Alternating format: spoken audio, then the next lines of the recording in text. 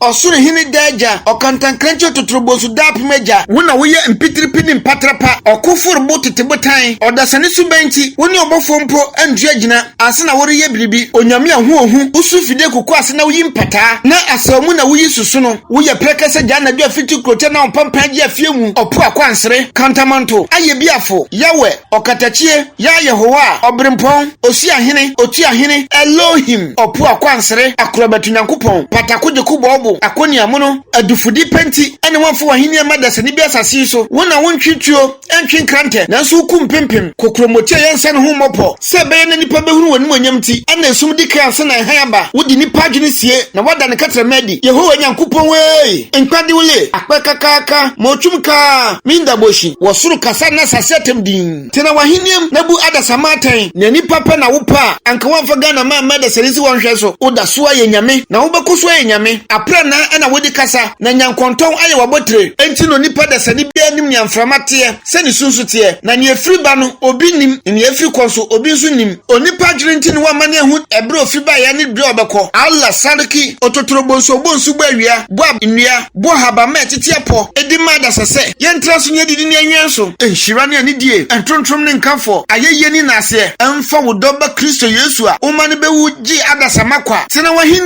wahiniem uyo kokroko abodie nyina dan o ebraso se wutie wo ma no kasa wonkoto sere wonade sere wura kasa na adasa yetie